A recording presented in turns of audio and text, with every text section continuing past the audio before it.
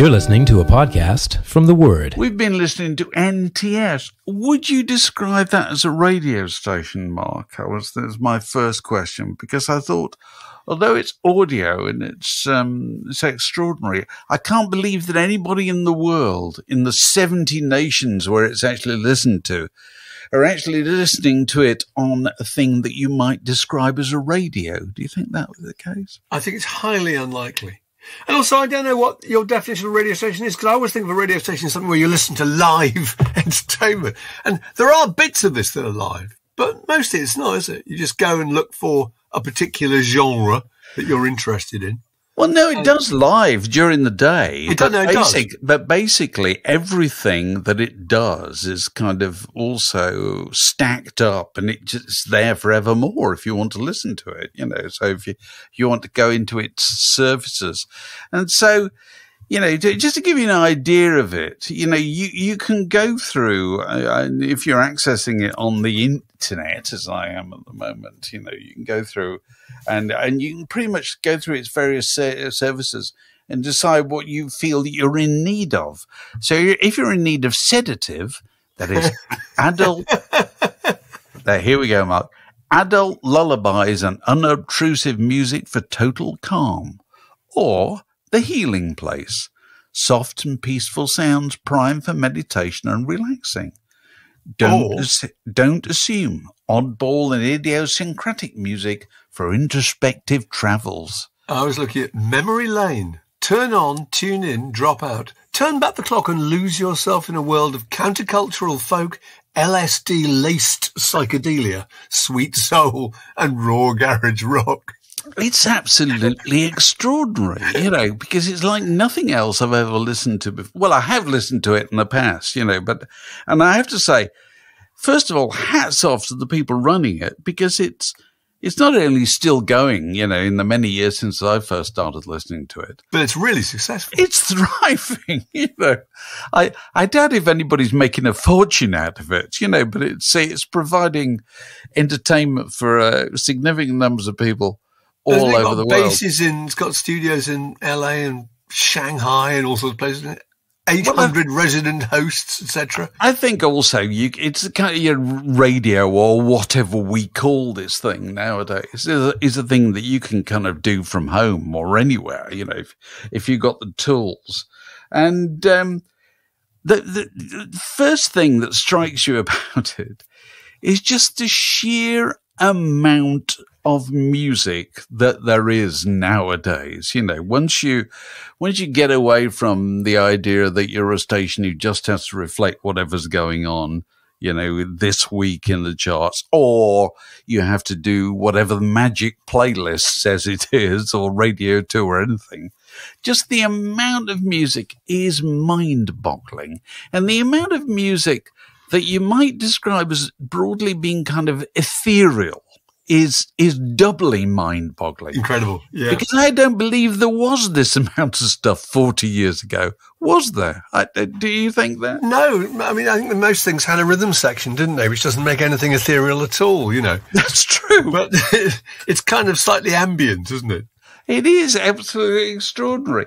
And I was just listening to it this morning. And as I say, they do have a morning show, and I don't know if it's a different person every day, but it's been a different person when I've listened to it this week.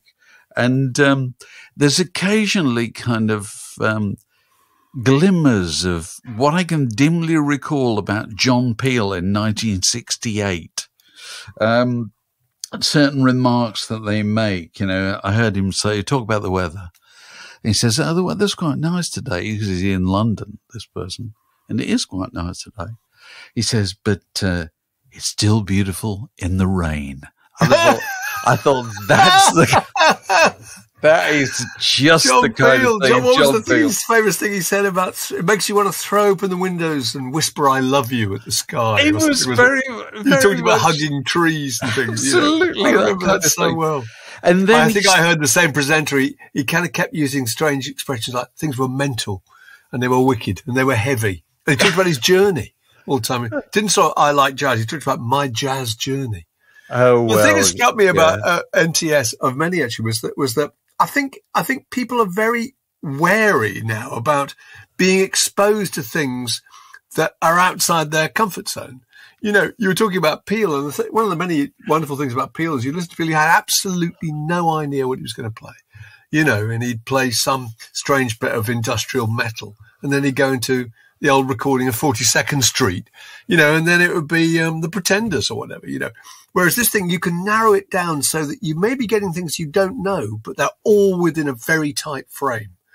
They're all within Balearic or Boogie or, you know, sophisti pop for poolsides. Yeah, but I think there you're looking at the strands, you know, so the strands are there that you can stream that stuff. I think to be fair to them, I mean, in their basic programming, they will be more surprising than that, you know, but it is all it's quite gentle. And as you say, the rhythm sections are not a major part of it at all. Although I did hear, I mean, I just wrote down the odd things I've heard in the last few days. I had a soca version of the Average White Band's Pick Up the Pieces, which is something I never expected to hear. I heard a kind of blue note jazzy version of, do you remember Timmy Thomas's Why Can't We Live Together? Oh, yeah. So it's got that kind of, that 70s soul vibe is kind of shot through the whole thing. But strange things that I heard, and also a reminder of the odd ways that people come to music. And always have done, and probably increasingly will do, as there is more and more music.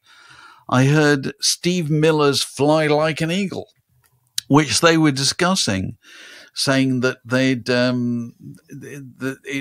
been the soundtrack of, what was it, Space Jam or something like that? Yeah, it was, yeah. And then it turned out to be a hip-hop version of the same thing. Actually, it was a version by Seal, I think, that was on that. Okay, right. Yeah, but the presenters, that was really interesting. That was their way into it. I know this song because of this movie. Not, I know this song because it's the Steve Miller Band. And do you remember Journeys from Eden or whatever?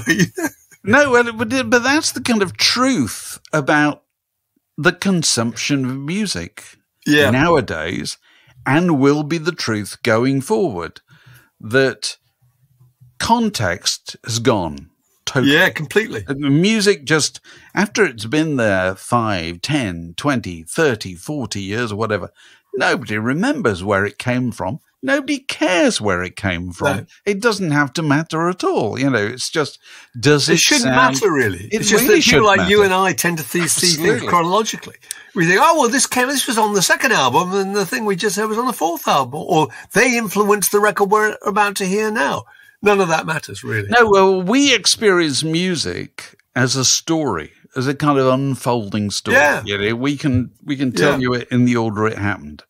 And we're probably unhealthily obsessed with that kind of thing.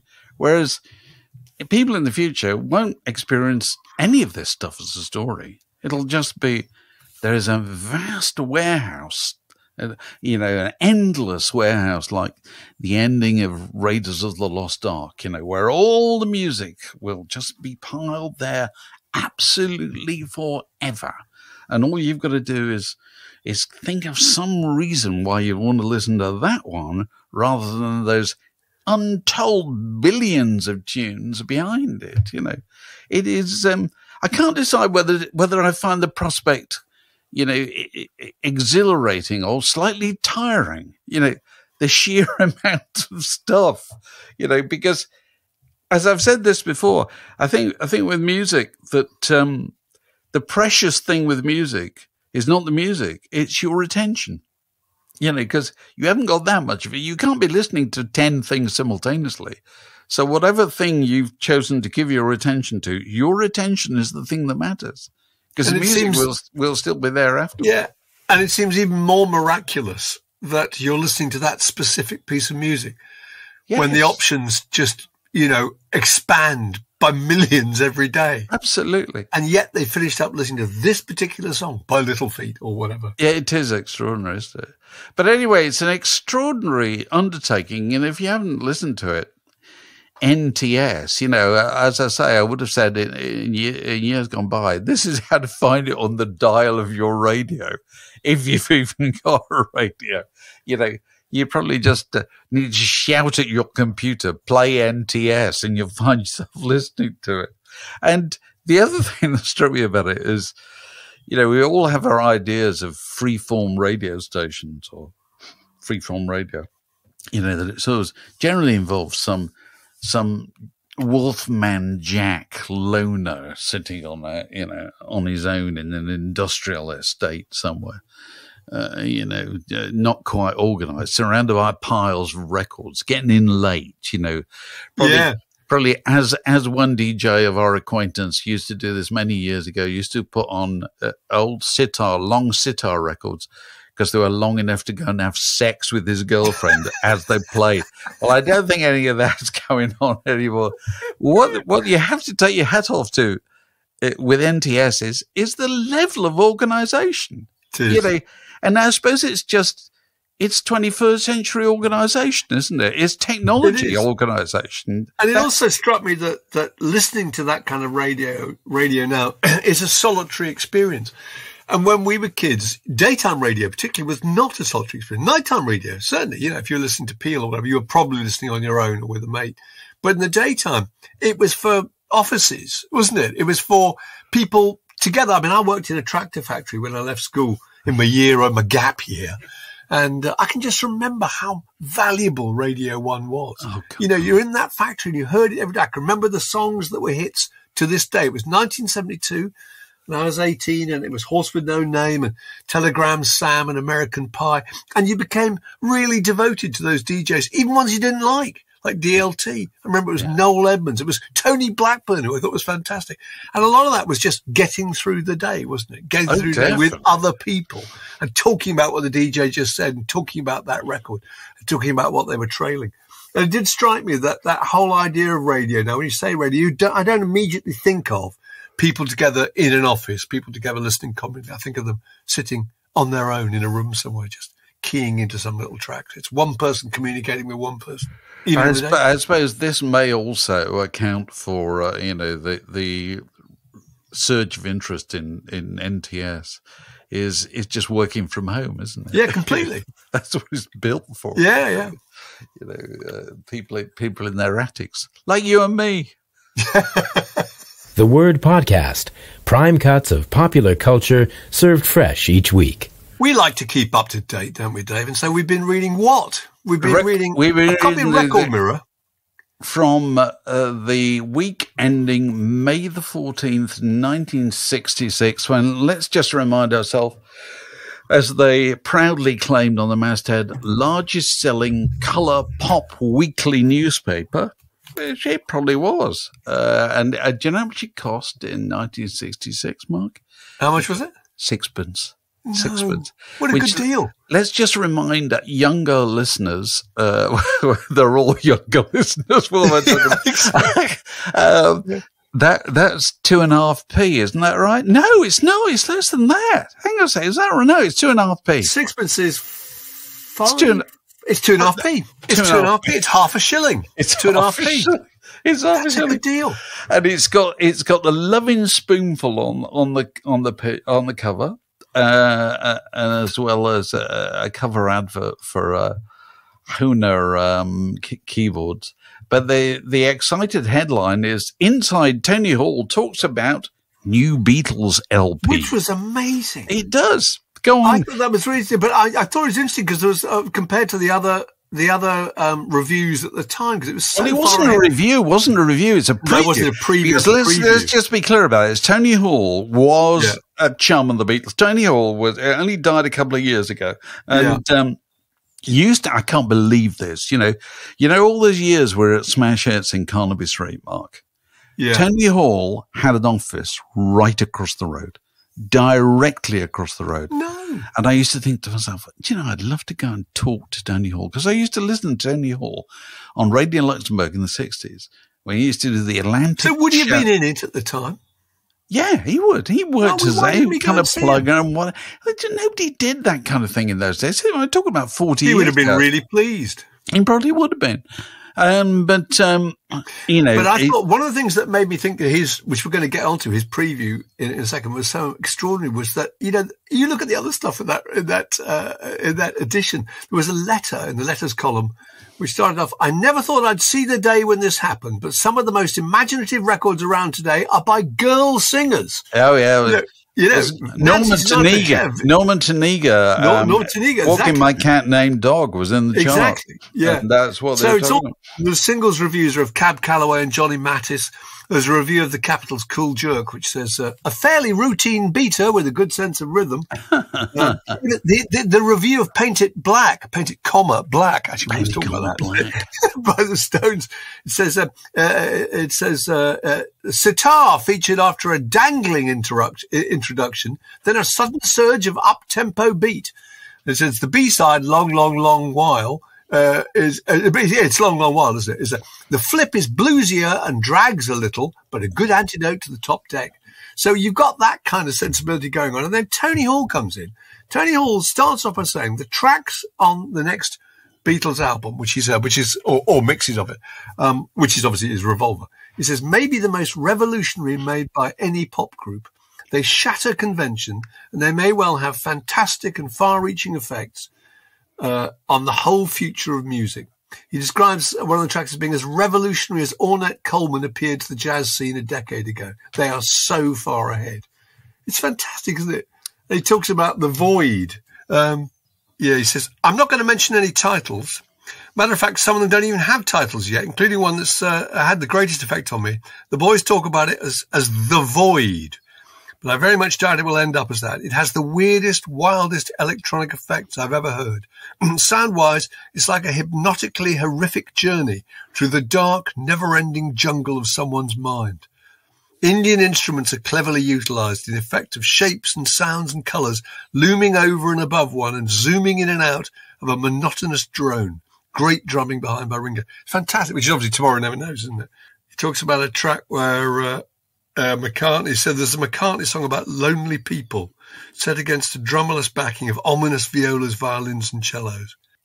The interesting thing about this is, well, there's loads of interesting things about it, is that, Tony Hall was fortunate enough, obviously, to hear this once. He was a mate of the Beatles, and he would have, let's say he heard it once, but he was sharp enough to realize this is different. This is sufficiently different to write a kind of news piece about it, a gossip piece about it. And everything he said about it was true, that, that Tomorrow Never Knows would be a kind of game changer and Eleanor Rigby would be a game changer. And what's amazing is that, what are we, 50 years later? And that stuff is still in the air, isn't it? That's absolutely amazing. That those tunes and those sounds are part of the fabric of everybody's lives still to all these years later. And also the other thing I was reminded of, I remember when we had as a guest years ago, he's no longer with us now, but Chaz Hodges of Chaz and Dave was talking about he was on tour with the Beatles around about this time. He was on tour. He was a member of Cliff Bennett and the Rebel Rousers, I think, and they must have done a tour with the Beatles. And Paul McCartney had a white label of Revolver and played it to them backstage, and he played Yellow Submarine. And Chaz was trying to explain just how kind of funny it was to be played a thing like that, and to realize it was kind of very unusual on a record by a pop group and so forth, but it wasn't yet a thing that everybody recognized. You know what I mean? Absolutely. Ever since 3 weeks after Yellow Submarine came out, everybody in the world knew how to respond to Yellow Submarine. It was just agreed that that's how you did it. And that's how it's gone on ever since. But 2 weeks before the record came out, it was just, here's a white label. And it's, what? And also, he would have been, if that was the only track was played, he'd be thinking, is this representative in some way of what the tenor of the whole record's going to be like? I have no idea. It's extraordinary. No, I'm fascinated by these things, hearing, just reading how people's first responses to this stuff back in the day. Their single mentioned in some detail in last week's Record Mirror won't now be released until June the 10th. Paperback Writer is unquestionably the A-sized, but I know already the one I'll play and play for pleasure is Rain. Of course, that's exactly the one that people still talk about now. All these I years. thought it was amazing. I thought it would also, it must have required huge confidence to say things like that. Don't you think? I mean, I know he knew them and he would have been affected by that relationship, but still, except to that, nail your colours to the mast so demonstrably and so. Except it is the mid-60s, Mark.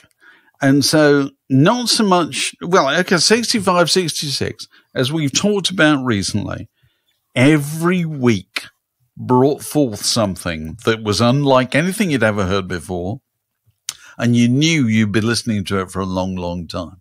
I've got Britain's top 50 here from this week in May 1966. Number 1, Pretty Flamingo, Man from Man. Number 2, Daydream, The Loving Spoonful. Number 3, Sloop John B, The Beach Boys. Number 4, Bang Bang by Cher. And then you got to number 5 before you go. A Pied Piper of Chris Winston Peters is probably not played anymore. When a man loves a woman 8 miles high, it's that kind of thing, isn't it? It is. You don't have to say you love me, Dusty Springfield. Sound of Silence, Homeward Bound, Shotgun Wedding, Cilla Black's Alfie. That was the chart. There's very little there that slipped away and utterly disappeared. Absolutely. The Crispy and St. Peter's is in a minority there, whereas if you take any other chart, Crispy and St. Peter's is in the majority, and there's a tiny minority that aren't remembered years later. Whereas you look at the charts from the mid-1966, and pretty much everything is still remembered, So I thought it was just such an exciting time. There were moments. The Record Mirror has got this kind of twin personality, hasn't it? It's still harking back to the old jazzers, but at the same time, they send along a reporter to the Bob Dylan press conference at the Mayfair Hotel. Did you read that piece? It was absolutely amazing. Yes. And Dylan is just doing this thing. He's just fooling with everybody. He's just busking. He doesn't care. He's just inventing stuff off the top of his head. And they ask him things like, "Are you married?" And he said, "I'd be a liar if I answered that." And he said, "I brought my wife over last time and no one took any notice of her." Actually, I looked it up because he was married at that time. Oh, yeah, it was. Yeah. Although you get the impression that his consort at the time was Dana Gillespie, who I think is in the room. Someone said she's there, and she says, "Oh, is Dana Gillespie there?" He says, "Come on out, I've got some baskets for you. Put your clothes on." And I'm thinking, this is weird, But anyway, somebody says to him, "Have you got any children?" And he says, "Every man with medical problems has children." They say, "What medical problems have you got?" He said, "Well, there's glass in the back of my head and my toenails don't fit properly." You think, this is fantastic. This is just, and the press are just absolutely loving this because they've never met anything like it. The Beatles used to just put some spin on the questions that they answer, but they would answer them. But he's just going off to another planet, isn't he? One further thing about this issue of the Record Mirror from May 1966, it's got a full-page ad for what Decca call a different kind of single from the Rolling Stones. And there's got a kind of pen and ink drawing of the Rolling Stones. And then the title is Paint It, Black. Because let's not forget, that was the title of the record as it came out. That's what it said on the label. Paint It, Black. Which they subsequently tried to explain away by saying, "Oh, it's a record company cock-up." I can't believe it could have been a record company cock-up. Is that what they said? I thought that's what they say. That's what Bill Wyman says in his memoirs and so forth. But I can't believe it was like that, because if they had a cock-up on the label, well, it would have been a unique case of a cock-up. But wasn't it on the record as well? That's what I mean, on the label. on the actual label. But if it had been on the label copy, it would have been a unique case of a cock-up on in the spelling and punctuation of a song title for the whole of the 60s. I don't know any others that are, you know. And the other thing is, they wouldn't have put it on the ad. They wouldn't have repeated the mistake. No, somebody would have checked that and thought that was such an obvious, huge mistake. It was a one-page ad. It had to have been policy. Yeah. There had to be some reason why the comma was there, other than to give somebody like me something to talk about all these years later. This is a junction in the Word podcast. It separates that bit from this next bit. Just reading this new book by Giles Smith, who I absolutely love, fantastically funny and great writer, and about Abba called My, and which is coming out quite soon. And it's just wonderful. He quotes in it the Guardian's Tim Jones, who says, there are two types of wedding reception. Ones that start with Dancing Queen by Abba, and terrible ones. I thought that was really interesting because, you know, there are certain songs that you put on at a wedding reception and they are the perfect start, aren't they? You know, Love Train, We Are Family, Come On Eileen, my favourite, Twisting the Night Away, Crazy in Love, etc. But also Giles makes a really interesting point about Dancing Queen. He says it's perfect for a number of reasons. One is that it doesn't just start with the chorus, which is an old Beatles trick, wasn't it? I mean, she loves you, start with the chorus, and it won't be long, can't buy me love, tell me why, etc. But Dancing Queen starts with not just the chorus, but halfway through the chorus, the bit you can dance, you can jive, where it's the high point, it's the crescendo. The chorus is just building, and you get those mounting chords. And so it's the most exciting moment of the song is where the actual vocal comes in, which I thought was a really interesting point, that they deliberately done that. There's a perfect 20-second introduction to give you time to get to the dance floor. And then bang, you're straight into this phenomenal, climbing musical figure. It's the perfect accompaniment for, you know, there's that kind of human motion that can only take place when two slightly tipsy people are making their way to the dance floor. Yeah. And that usually involves one of them in the front, possibly the woman, and the man behind.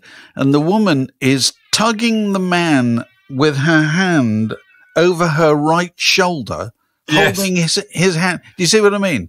And he's simultaneously turning and shrugging to his male friends, going, I know, I'd much rather sit there and drink beer with you, but I'm going to have to get on the good foot. Have you ever seen Peter Kay's routine about that? No, go on. Peter Kay just does this really good routine about people who, when does the dancing start? You know, actually the dancing starts before people get to the dance floor. So people are kind of dancing as they're going through the table, knocking over glasses of wine and bumping into aunts. Peter Kay is a genius at those kind of social, those bits of social business. The physical stuff. The physical stuff that he's particularly brilliant at. Yeah. You know, but it's very interesting. I was thinking about Abba this week because I've got 6-year-old granddaughters, and they were at our house the other day after school and so forth, and they'd done their bit of homework and they'd had their tea, and now they wanted to dance basically, because they're at that stage, and so being contemporary 6-year-olds, they're used to the fact that absolutely every tune in creation is available, you know, and grandpa can make it play. And I said, well, what do you want to listen to? You know, because I know they're big fans of Dua Lipa and so forth. And they said, no, Abba, Dancing Queen. And so I put on Dancing Queen, And the two of them just went tearing around downstairs, flinging themselves in kind of balletic poses and doing strange business with chairs, like, Liza Minnelli in Cabaret or whatever. Yes. Absolutely extraordinary stuff going on.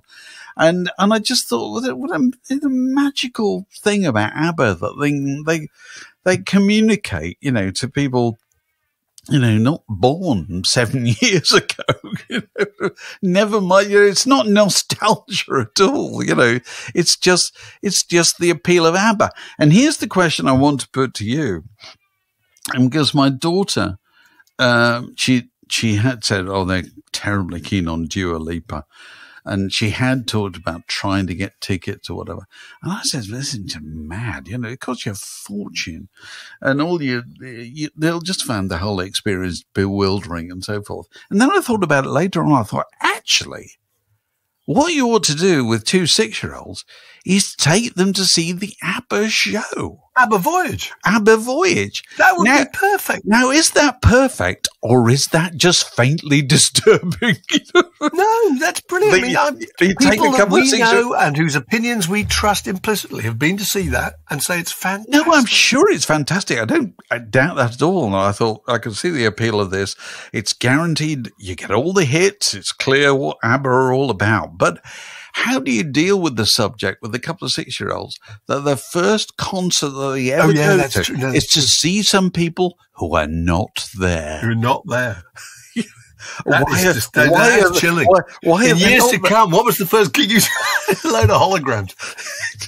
Avatars. I can't decide whether that's the ideal thing to do in 2024 or the worst thing you could possibly do. So if anybody's got views on that, or if anybody's taken 6-year-old granddaughters or grandsons or anybody to see that show, I'd be very interested to hear their views. But anyway, so that's their cult favorite. I quote you at one point, Dave, and he talks about the point that you made about the Beatles and ABBA being similar in that they both split up before they got old. They said it was a very important part of it, and it really struck me. That's true, isn't it? Oh, God. ABBA split up in whatever it was. Was it 1984? I can't remember. Whatever. And never got back together, and therefore live eternally. Absolutely. This kind of youthful thing. And also the look of ABBA. The heights are extraordinary, aren't they? They're perfectly matched, everything about them. The Word Podcast, walking the digital dog since 2007. So that was Eurovision 50 years ago this year, wasn't it? Is that right? Yeah, they won it 50 years ago. Yeah, it was, yeah. The rumblings from the most recent Eurovision still continue to go on. The Dutch are, I would say, understandably, still quite miffed about the fact that their contestant Joost Klein, is that his name? I think Joost Klein, the rapper, who was binned before it even started. Yeah, just hours. And we're not absolutely quite sure why. Clearly, what had happened was that he'd said, and they'd agreed with this, that he shouldn't be filmed. Isn't that right? Coming off stage, going to the green room, or going from the green room to the stage, and he was filmed. And he, I think, probably quite aggressively made it clear to them that he didn't want to be filmed, and that was the agreement. And shouted at some a girl who I think was operating one of the cameras. But I think he was just verbally abusive, wasn't he? But on the basis of that, not allowed to perform. That was the rehearsal, obviously. You see, I think this should be an inaugural episode of a new series that I think we should do, which is just called "The Game's Gone." So basically, if somebody can't shout at a camera operator, some irate pop star can't shout at a camera operator during a TV, whatever you call it, TV music spectacular, without it resulting in expulsions and serious chin-stroking articles in everything from the Dutch papers to the New York Times. Frankly, the game's gone, for God's sake. Because the whole point was that they wouldn't tolerate that behaviour. And you think, well, if you won't tolerate that behaviour, I'm not in any way implying that it was to be applauded. But, if you don't tolerate that behaviour, then just what percentage of rock and roll up till this point would be absolutely untenable. Well, pretty much all of it. It's not rock and roll, is it? But it's not. Eurovision or whatever. Showbiz. But I thought it was very interesting that the statement from the broadcaster was that there was threatening behaviour directed at a female member of the production team. Now, no further details, but that implies, probably completely unfairly, that there was some kind of discriminatory, component to this thing, doesn't it? Once you say that, it's not like saying just anybody, you know what I mean? A female member, well, therefore, you've no business to be doing that. Well, that's just the way the world works, isn't it? You know what I mean? Well, it reminded me, we did a podcast last week with Alan Edwards, the PR, an old mate of ours, and he's been a PR for, 55 years or whatever, looked after absolutely everybody, Bowie and Michael Jackson and, Blondie, etc. and the Stones. And he was talking about how, I think the way he put it was that no band can act like a band anymore. Oh, no, you can't. And that was a fair point. He looked after the Stranglers back in the day. And I can remember the Stranglers at the time that he was their PR. And I mean, the fact that they were called the Stranglers at all now, of course, seems absolutely extraordinary. It does, but I remember the Stranglers being escorted out of Sweden by police with machine guns on the strength of whatever bad behaviour they did up twice. I remember them gaffer taping somebody upside down to one of the 400 feet up, one of the columns of the Eiffel Tower. They gaffer taped a journalist, didn't they, to a tree in a Spanish desert. The lyrics to, Nice and Sleazy, the lyrics to Peaches. And I can remember reviewing for the NME the concert in Battersea Park where they brought on the strippers for Nice and Sleazy. There were naked women on the stage, And it's just the idea that the vast percentage of what they did, that group, would have just got them shut down, wouldn't they, immediately? Again, I'm not necessarily saying what they did was good or bad. It's just the fact that our ability to tolerate those things has changed so drastically. Well, the rock bands particularly, they always kind of operated in an area that we now describe as transgressive. Yeah. That whatever the norms of society were, they went against them, or they went outside them, or whatever. They pushed the envelope. It is literally not allowed to do that anymore. Nobody can do that, because you have to apologize immediately for, one of my favorite occupations is just go on Google. If you're bored in the morning, when you go on Google, go Google News and just Google apology. And I guarantee that day, whatever that day is, there will have been an apology from a prominent movie star, music star, sports star, politician or whatever. There will be an apology every day. There'll probably be 3 or 4 of them. That's just the way the world is nowadays. Well, in the days of rock bands, they just the whole thing was they didn't apologize. Never apologize, never explain. So you literally cannot do that anymore. And also going back to the Eurovision thing, as the world of Eurovision gets more kind of inclusive, which I suppose it has done over a period of time, so you have more nations in Europe than you ever used to have, don't you? Half of Europe it was beyond the wall, wasn't it? It just wasn't considered at all. So you have more and more nations. And also you have more and more nations. I think the Australians are part of the Eurovision organization, aren't they? Israel and so forth. Therefore, you can, and as the world gets more dangerous, as it's clearly getting at the moment, I don't know why I'm laughing, you're going to have these kind of conflicts all the time. You're going to have one every year.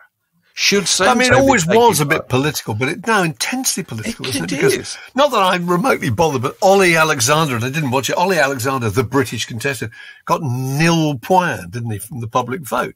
And the general feeling is that's a Brexit related thing. It's got, it's nothing to do with his individual performance. So you can't escape the fact that everything is just mired in politics. Aren't Israel threatening not to take part or going to boycott it? Well, I think you've already had this problem, haven't you, with the structural problem with Eurovision is that the winning country hosts the next one. And so that's a real issue. That is, that you don't want to have a winner that's going to mean you're all going to have to go somewhere that's a political hot potato in any way. And so the way you avoid that is you disqualify them or you edge them out for a year or so or whatever. But it was always a minefield. And, it's a more serious minefield now than it's ever been before. The Word Podcast, 2 cocoa tins and a piece of string. So let me read this to you, Mark. Are you ready? Go on.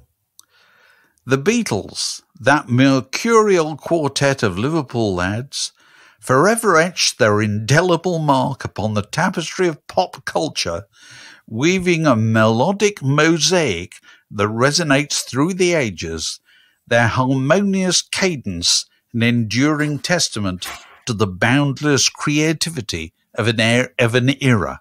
And you're probably thinking, Mark, what kind of hack possibly what I was thinking was that is the most number of cliches you could possibly cram into one sentence. I'm trying to think who might have written that. Which of our well-known music journalists was responsible? And the answer is, Dave? The answer is that is what artificial intelligence came up when I asked GPT to write a sentence about the Beatles in the style of David Hepworth. That's what it came out with. But that's monstrous because I have to say this, and I really mean it, but you are the least cliched writer I know. It's all original material, madam. That's incredible. Well, it's meant to have been fed, one of your books or whatever, and has come up with that as a. I have to say, let me tell you the truth. I was slightly flattered. And I just asked it to do this. I thought, let me see what happens. I was slightly flattered that it didn't come back saying, who the bloody hell is David Hepworth? Yeah, absolutely. So at least it didn't reject my name. And so, but you were rather hoping it would have written about John Fay or Richard Thompson or I asked it, to be fair, to ask it to write about the Beatles. Oh, about the Beatles. Oh, okay. That's what I ordered from it. But the staggering number of cliches is genuinely quite extraordinary. And also the kind of mixed metaphors, it etched their indelible mark upon the tapestry of pop culture. Yeah, sorry, etching a tapestry. You can't etch a tapestry. I feel as if I'm talking to a dim freelance here. Come and sit by me. You can't etch tapestry. Just look at this as a piece of grammar. Apart from anything else. Weaving a melodic mosaic. You can't weave a mosaic, can you? It can't be done. No. That's not how mosaics are put together. There's no weaving involved at all. But anyway, that's where it is. So next week I shall ask it to write a sentence about Bob Dylan in the style of Mark Ellen. Tune in to find out how that goes. And we must mention, very sadly died last week, I think, Daniel Kramer, the photographer who kind of pretty much invented our kind of mental image of the early Bob Dylan. And we were just talking about various other photographers who did the same for other people. But yeah, Daniel Kramer, who did what, Highway 61? Highway 61 revisited cover, and he did bringing it all back home, and he took loads of pictures of Bob Dylan over the years. And I have to just tip my hat to the fact that you managed to make the point that he shaped our image of Bob Dylan, which he undoubtedly did, without using the word iconic, for which I think you should have a silent round of applause. Sensational. My God, the word iconic. I cannot bring myself to use that. I come out in hives the amount of times that the word iconic is. I actually, going back to what we were saying earlier about NTS, if anybody on NTS, here's the interesting thing. The whole positioning of NTS is that we love music. We love music. We love it. We love it. We love it slightly more than you do, actually. You know, I find it a bit tiresome, actually, this I love music thing. And so if anybody wants to say anything approving about music without saying anything interesting, they say it's iconic. Yes? It's the new intriguing. Intriguing was the word that Radio 1 DJs used to use when they knew they ought to be seen to be being positive and liking something, but they're not quite sure why. They can't say not saying anything. It's intriguing. Yeah, it's intriguing. It's iconic. Anyway, yeah. So Daniel Kramer undoubtedly did set our image of Bob Dylan, you know, and I think it is really interesting to reflect on the handful of photographers who performed that service for all kinds of groups. And I think it's a really important thing with particularly with bands, you know, that they find a producer who's the right kind of person, because the producer very often hears something in them that they don't hear themselves. And similarly, a photographer sees something in them that they don't see themselves. And Daniel Kramer saw that in Bob Dylan. And so you can see the progress from, you know, the early pictures of Bob Dylan with the kind of Woody Guthrie cap or whatever, to 2 years later, he suddenly looks chic. You know, as Daniel Kramer did that, you know, he saw how that could be brought out. And there are cases of this. It's quite interesting. If you look at the Beatles, the photographers, I suppose I picked two photographers who shaped our impression of the Beatles. And one was, in a very corny way, was Dezo Hoffman, who took the very early pictures. The very early ones. For Fabulous magazine and all these kinds of things. And Dezo Hoffman would do things like, he'd turn up when I think they were playing in Blackpool one day, or somewhere on the coast. And he turned up and said, all right, lads. And he had some Victorian bathing suits for them, didn't he? Yeah. You know, and he just put these on and go and pose on the beach. Bathing suits. And they did. They did. That's right. You know, so all the kind of chirpy pictures of the Beatles are all taken by Dezo Hoffman. And then all the kind of slightly moody ones are taken by Robert Freeman, aren't they? You know, Robert Freeman, he did with the Beatles, which was amazing at the time because there was a band not smiling. No, absolutely. It was whatever it was, 1963. But also he did Rubber Soul, my great favourite, which is amazing with that slightly accidental tilted twist to it. But that was wonderful, wasn't it? Just, it was so charismatic. And have you ever seen, there's a wonderful book. Revolver, if you still get it, there's a wonderful book. I've got a copy of it somewhere. I've got to dig it out, called Elvis 56. I remember I reviewed this for the very early issue of The Face. So, you know, how many years ago is that? And this is a collection of photographs taken by photographs taken by a guy called Alfred Wertheimer, who cottoned on to Elvis very early on. And Alfred Wertheimer was a kind of serious news photographer. And he just saw something in Elvis that he could bring out. And so he spent about a week with Elvis in 1956. I think he's there when he plays the Steve Allen. Is it the Steve Allen show, the TV show? Yeah. He goes there. He's there for rehearsals, you know, so he catches Elvis, you know, on duty, off duty. He catches Elvis canoodling with a blonde that he's trying to win over. You know, he catches Elvis in diners with girls' noses pressed against the window. He catches Elvis when there's no security. There's just his cousin, you know what I mean, who's his mate who's come with him. And then he goes back on the train. I think I'm right in saying he goes back on the train to Memphis because he's still obviously living in Memphis. It's before he lived in Graceland. So he's still living with his parents. And he photographs him all the way in the train, having time to himself, playing records with mates, whatever. And then when the train pulls into the outskirts of Memphis, they get the train to stop so that Elvis can just get off the train because it's quicker to walk home to his mum and dad's than it is to get the train all the way into Memphis and then they have to get a cab out. And so you get this wonderful picture of Elvis on his own at the height of his early fame, getting off this train in order just to walk home to mum and dad. And obviously the moment that Alfred Wertheimer captured was never to be captured again. Yeah. It just couldn't possibly be done again. Because you were never going to get a picture of him without being surrounded by There was never people. going to be a situation in his life where he was going to be like that again. But all our ideas of cool Elvis come from the pictures that Alfred Wertheimer took in 1956. And if you never find a copy of that book, I highly recommend it. It's a wonderful book. But there are other cases. A few others. One, the Elliot Landy's picture of the band. Yes. That's your image of the band, is the band on the second album sleeve. You know, in the damp. It was raining, with wasn't their it? wonderful clothes. They look like frontiersmen, don't they? They look like gold panners. They look like log choppers, you know, backwoodsmen. Garrett Mankiewicz, friend of the pod, his early picture of the Rolling Stones, you know, kind of 1965, whatever, those things taken in Mason's Yard in St. James's and so forth, where because Garrett was just a kind of mate of theirs and contemporary, slightly younger actually, I think.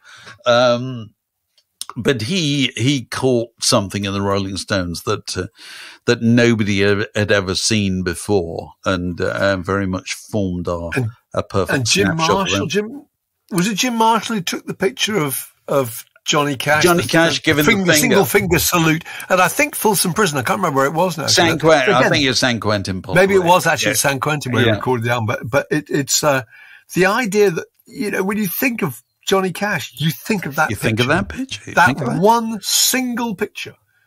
And also that picture, I think it was suppressed for years, wasn't it? It was thought, you can't possibly show him doing that. Yeah. And then, you know, come 30 years later, it becomes the picture that absolutely everybody wants all the time.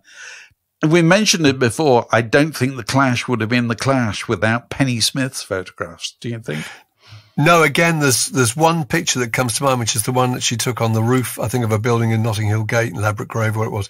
The one of Joe. Do you remember with his with the white shirt and the braces? The braces and a typewriter. And he's sitting at an old manual typewriter, and spilling out of this is just reams and reams of. It's kind of based on Kerouac's kind of beat thing, isn't it? Writing on the road in 3 weeks or whatever. But that was a brilliant idea of connecting him with that world of kind of beat literature. Yeah. And that really helped formulate an image about the Clash, I think. Anton Corbijn and, had two acts particularly. I mean, Anton, obviously, think about three, actually. I've just thought three. Joy Division, too. Yeah, the Joy Division, you know, he took the famous picture of them in the, was it in a tube tunnel? Yeah, it's a tunnel called Road Tube. Okay. Yeah. And, which has remained the kind of classic picture ever since. And then U2, he was the person who, he gave U2 a new start, didn't he, really? Complete. With the whole Joshua Tree. Grain and gravitas and three-dimensional texture. Because up to that, if you look at the pictures before, they're quite cheesy. Yes. You know, 35mm colour pictures, Bono with a bit of a mullet, you know, and their terrible stage gear. And there they were with the backdrop of you know, the desert behind them and the Joshua trees, and it's incredible. And of course, the third one is, well, I would have said, is Captain Beefheart. You know, that he took those extraordinary pictures of also in the desert. Also in the desert. You know, I suppose. Well, I was thinking Depeche Mode. I mean, Depeche Mode just true. Bored into him immediately, and Depeche transferred them from being that kind of Essex, again, cheesy kind of little electronic disco band to having that kind of weight and substance, didn't they? It's amazing. So the photographers have been hugely important in doing this, and you know, with the passing of Daniel Kramer at the age of 91, I think he was good work, a fair good innings, an innings, you know. It's time to tip the hat to those people who did that. I see Danny Baker's records have finally come up for auction. Is that right? And they are. You can now look at them and see what's being offered. You know, each individual lot. There are tons and tons of them. I was just looking at them last night. You know, you can buy signed Genesis a Bowie book, Genesis Publishing Bowie book for 1,500 quid. There's a framed display with an original business card and a Michael Ward Cavern photo of the Beatles for 1,500 quid. Good grief. Original Paul sheet for Hard Day's Night, £500. A Goons album signed by 3 of the Goons, 300 quid. I mean, I'm sure we'll get a lot more for this, but it's an amazing collection. But it's fantastic. The thing that really thrilled me is the existence of a copy of Lot 71. I think I'm right in saying is a record by the who could possibly forget Stackwaddy. It is. It's 70 quid, did you say? 70 quid. Anyone listening who didn't believe they existed. So if you think I'm playing 70 quid for a Stackwaddy LP, you can bugger off. This podcast was brought to you by The Word.